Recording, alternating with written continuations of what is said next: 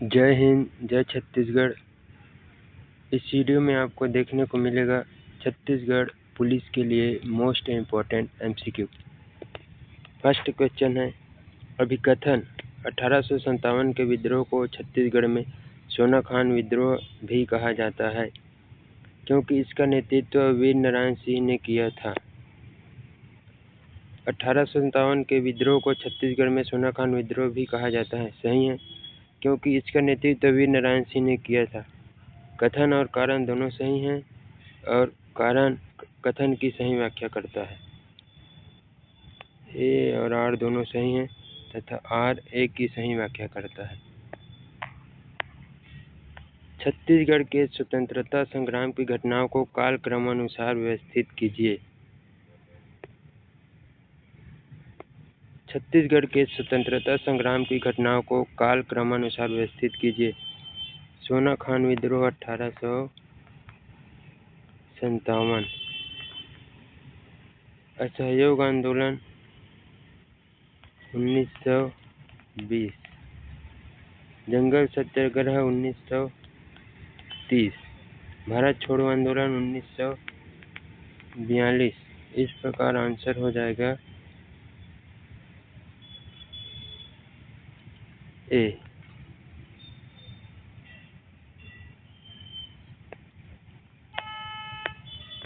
निम्न का मिलान कीजिए। वीर नारायण सिंह कहा जाएगा 1857। पंडित सुंदरलाल शर्मा का राष्ट्रीय आंदोलन में के प्रथम नेता। नारायण राव मेघावाले जंगल सत्याग्रह। दाऊ महंत घासीदास सतनाम आंदोलन।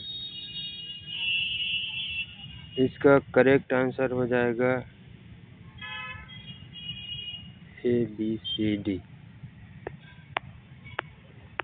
छत्तीसगढ़ में असहयोग आंदोलन के दौरान किन किन क्षेत्रों में प्रभाव पड़ा? छत्तीसगढ़ में असहयोग आंदोलन के दौरान किन किन क्षेत्रों में प्रभाव पड़ा? रायपुर में प्रभाव पड़ा था, दुर्ग में पड़ा था, बिलासपुर में पड़ा था, जगदलपुर में इसका प्रभाव नहीं पड़ा था। इसका करेक्ट आंसर हो जाएगा ABC। नेताओं और उनके योगदान का मिलान कीजिए। ठाकुर प्यारेलाल सिंह का मजदूर आंदोलन से संबंधित है। पंडित सुंदरलाल शर्मा असहयोग आंदोलन। वीर नारायण सिंह 1857 विद्रोह। नारायण राव मेघावाले जंगल सत्याग्रह। इसका करेक्ट ऑप्शन हो जाएगा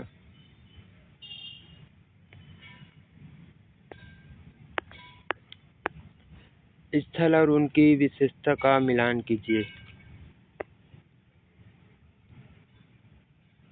मल्हार का संबंध है प्राचीन बौद्ध स्थल।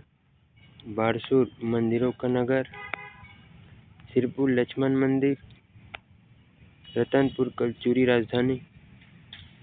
का करेक्ट आंसर हो जाएगा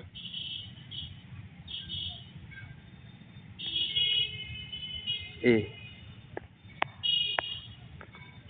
लक्ष्मण मंदिर सिरपुर के बारे में सही कथन कौन कौन से है? लक्ष्मण मंदिर सिरपुर के बारे में सही कथन कौन कौन से है? यह विष्णु मंदिर है, एकदम सही है। इसका निर्माण महाश्रीगुप्त बलम ने करवाया था, ये भी सही है। यह ईंटों से बना हुआ मंदिर है, ये भी सही है। यहाँ से बौद्ध विहार के अवशेष भी मिले हैं, ये भी सही है। इसका करेक्ट आंसर हो जाएगा डी। छत्तीसगढ़ के प्राचीन शासकों का मिलान कीजिए। छत्तीसगढ़ के प्राचीन शासकों का मिलान कीजिए। पांडुवंशी शासक दक्षिण कौशल से हो जाएगा। सोमवंशी शासक भोरमदेव मंदिर। फनी नाग वंश का सिरपुर। कलचुरी वंश का रतनपुर। इस प्रकार इसका आंसर हो जाएगा ए। सिंघनपुर की गुफाएं कहाँ स्थित है?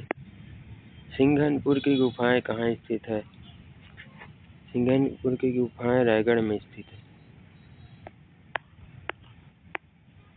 प्राग ऐतिहासिक शैलचित्र छत्तीसगढ़ के किस जिले में अधिक मात्रा में पाए जाते हैं?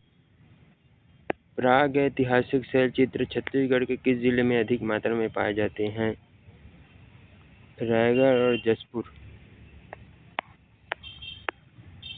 छत्तीसगढ़ की जलवायु उष्णकटिबंधीय है। यहाँ वर्षा मुख्यतः दक्षिण पश्चिम मानसून से होती है। इसका कारण और कथन दोनों सही हैं और एक दूसरे की सही व्याख्या करते हैं।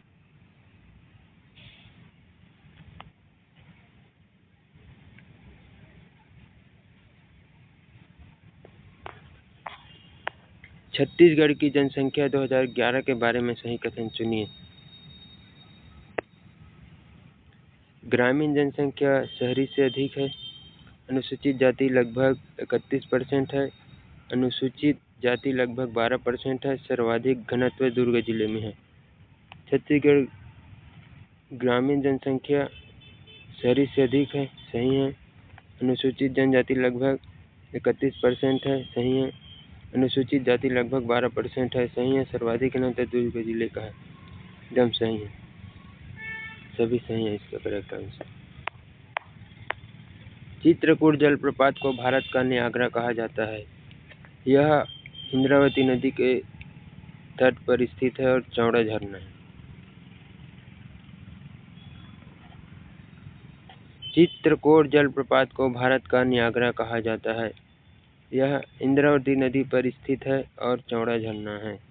तो इसका करेक्ट आंसर हो जाएगा बी। ए और आर दोनों सही। आर ए की सही व्याख्या करता है। 2011 की जनगणना अनुसार छत्तीसगढ़ की कुल जनसंख्या कितनी थी?